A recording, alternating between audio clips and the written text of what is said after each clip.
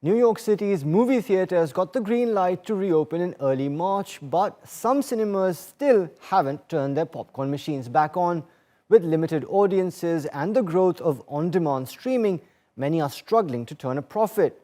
What will it take to return one of America's largest movie markets to its glory days? Kyoko Gasha takes a closer look at some of the challenges the city's film industry is facing. This welcome scene has been missing from New York City for over a year. Movie buffs are eager for the doors to open at one of the city's top art house theaters. I'm very excited to be back at the movie theater for the first time in a year. I think it's limited capacity. I feel pretty safe. Film at Lincoln Center reopened its 2 cinemas in April, more than 6 weeks after New York Governor Andrew Cuomo gave the go-ahead for limited audiences to return on March the 5th. It's actually really hard to describe how it feels because it is actually quite emotional to see people come back. It's been very meaningful for me to see the staff. Staff have been trained in new safety and cleaning protocols.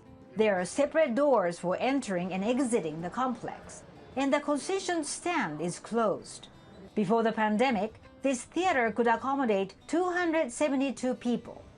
Now, with audience sizes limited to 33% capacity, no more than 50 tickets can be sold per show.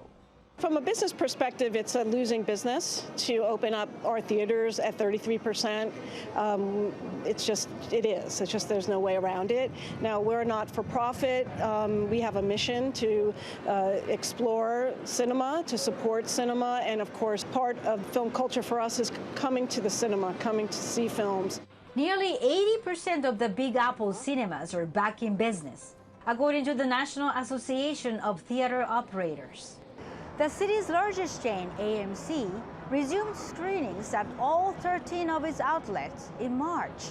The second largest operator, Regal Cinemas, opted for a phased opening in April to coincide with the release of Warner Brothers' Godzilla vs. Kong and Mortal Kombat. But many challenges lie ahead.